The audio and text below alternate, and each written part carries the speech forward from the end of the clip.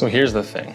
No matter where you live in the world, if you're drinking water, you probably are going to want to filter it. That's because water contains all kinds of contaminants, heavy metals, toxicants, industrial byproducts, and things that you don't want to be consuming, oftentimes over the legal limit as defined by the EPA. There's a website I'll put in the description you can use to check your local water, but suffice to say that you're going to want to filter it in some way.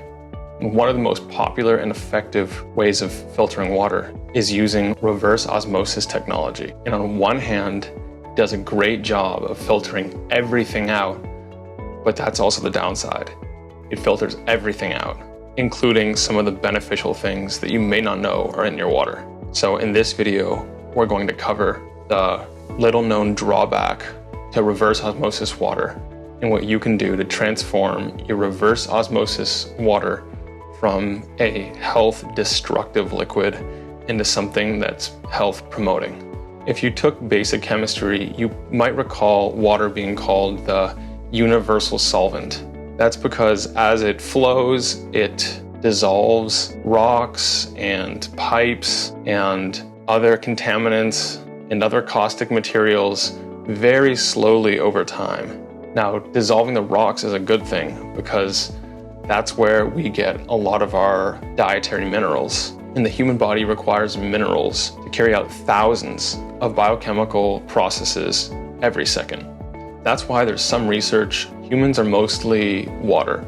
If you use the molecule method of calculation, 99 out of 100 are water. And then after water, we're largely minerals.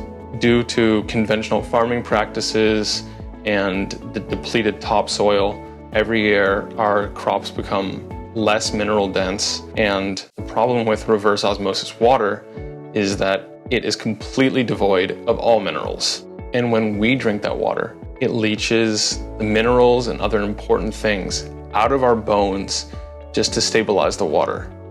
So the problem with reverse osmosis water is that over time, it can effectively pull minerals out of your body. And at the same time, once water goes through a reverse osmosis system, it becomes highly unstable. It becomes highly aggressive in seeking out and binding to other materials.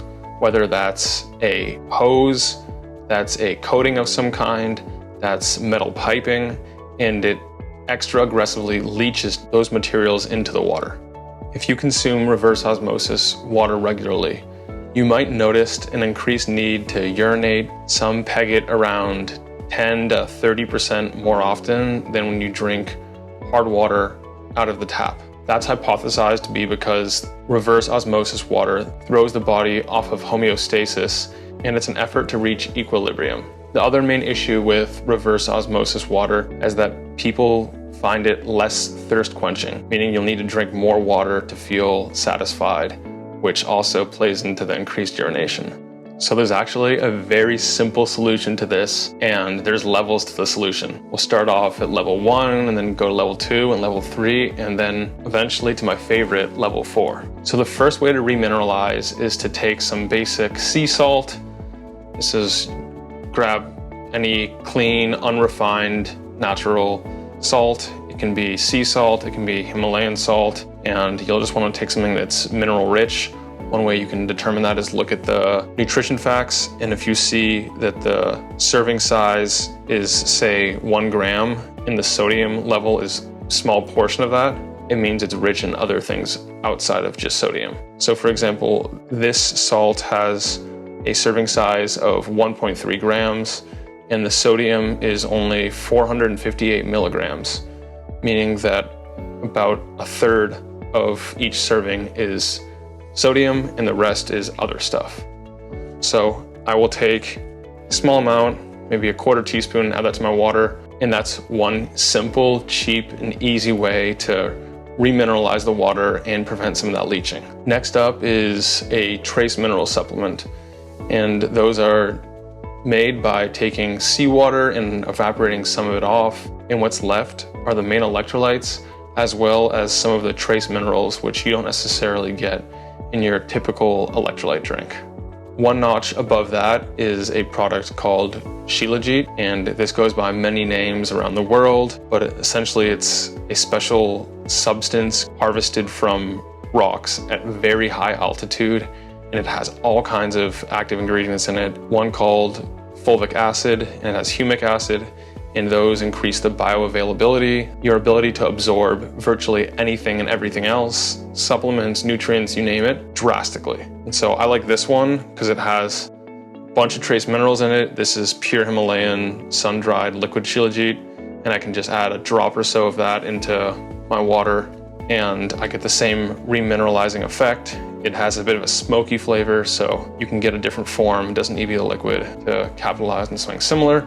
Last but not least is the creme de la creme, and that is Quinton. And Quinton, I have it right here. This is their hypertonic. It comes in two forms, hypertonic and isotonic, and that just refers to the concentration of electrolytes and trace minerals inside of the vial. I first learned about Quinton through water guru Robert Slovak. It also has an extensive history as being used as a whole blood and blood plasma substitute during world wars. And Quinton has a long list of benefits on its own, such as improving sleep, detoxification, tranquility, relaxation, cellular electrolyte balance, nervous system support, and pH support throughout the body.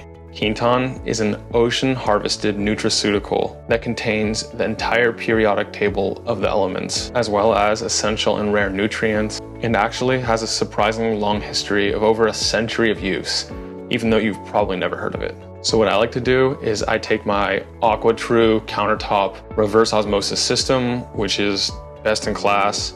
Been using it for years and have nothing but good things to say about it, except for the fact that the water reservoir is a little small for my taste. But so what I'll do is I will fill up the water reservoir, which is about 3/4 of a gallon, I believe, and I will add 1 ampule of Quinton into that water, and then I'll sip on that throughout the day. And that ensures I'm getting the best of the best for remineralization, and sometimes I'll even add a pinch of salt and or a drop of Shilajit. And if you're interested in my exact protocol, I will have a link to my blog post as well as my review of the AquaTru system and my review and exploration of the science behind Quinton. This will all be linked below in the description. But no matter what you do, make sure you remineralize your reverse osmosis water. You can use something simple like quality sea salt. You can use a trace minerals product. You can use Shilajit, and if you want the best of the best, I recommend picking up some Quinton, giving it a shot, and seeing how you feel. That way you're providing your body, your bones, your brain with all the essential phytonutrients it needs to run and thrive.